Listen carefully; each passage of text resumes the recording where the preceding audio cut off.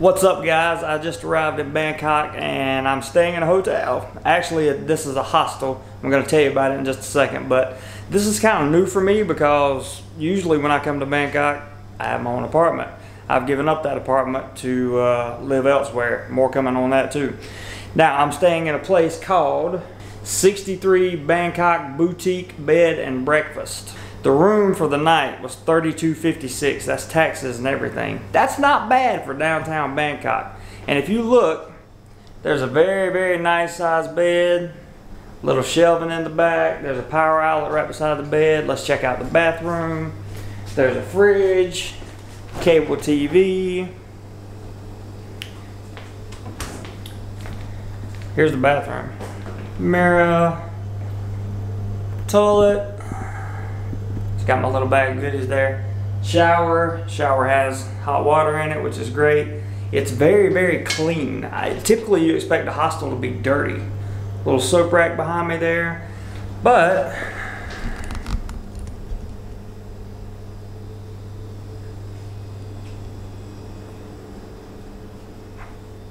as you can see, it's a pretty decent little room.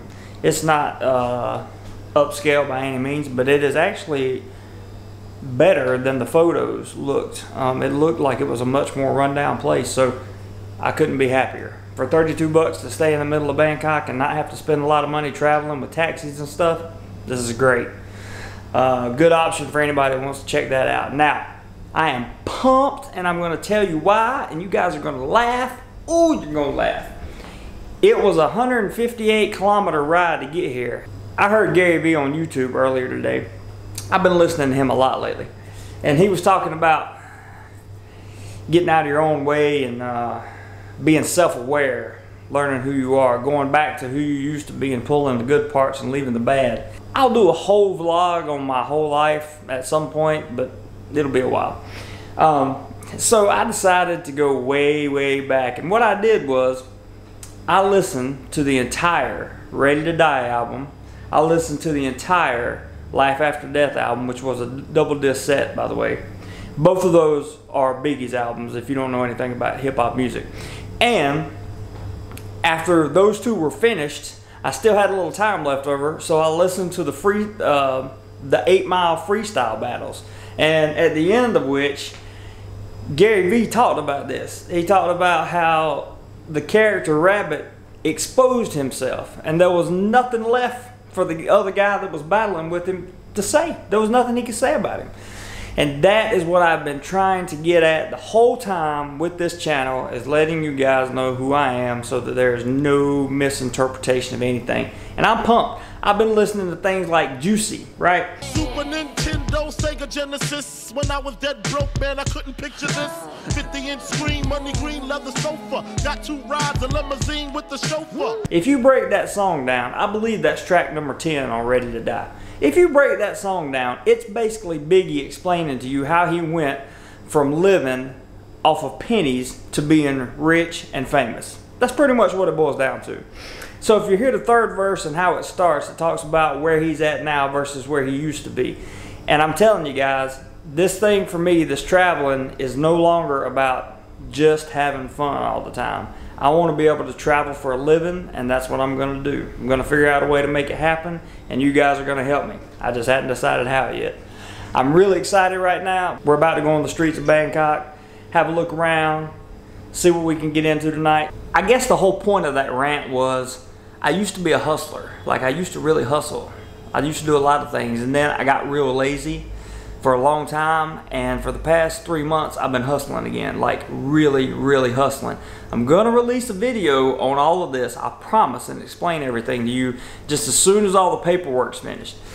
But I've been hustling. I've been working really, really hard, and it's starting to pay off, and I am excited. And I can just tell that you guys are so excited also. Maybe you're excited, maybe you're not. But either way, if you keep watching, you're gonna go on the journey with me, and that's what matters. Let's go. So this video is probably gonna be a little shaky because I'm walking and this is the new camera. It doesn't have sensor shift. It just has optical stabilization, and I don't know how much time I'm gonna spend putting image stabilization on this, but I want to tell you guys, I'm on Circumvent 33, I think that's how you pronounce it. And of course this is Bangkok. But here's the thing you need to know about this street. Let me back up. First, there are lots of massage parlors on this street. Now, some of those are fashion massages.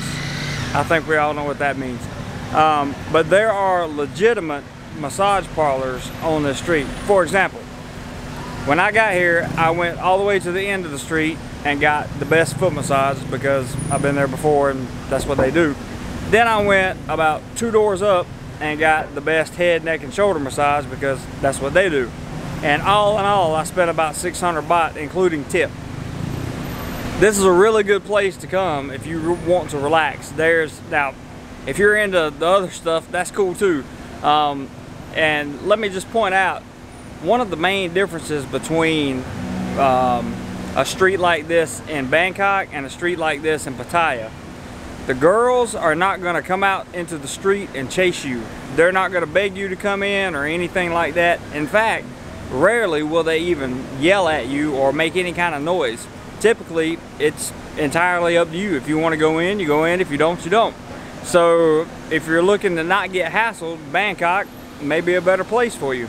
Especially if you're not interested in, participating in anything like that. So I have to say that this is a good street for massage. They also have live music on this street.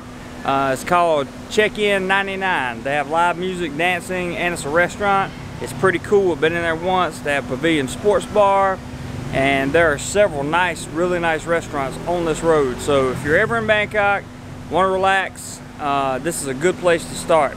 I'm gonna tell you guys, I miss Bangkok already. I really do. I've been living during the week for about the last almost 2 months now. I've been living in another city Monday through Friday and then traveling back to Bangkok on the weekends. I'm probably going to end up back in Bangkok because I really love this place and I really miss it.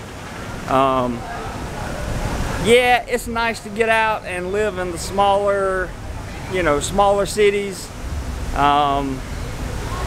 But it's Bangkok. I mean, there's everything you could want is here, and I don't know. I really like the city, so I'm gonna have to look at coming back sooner rather than later, I think.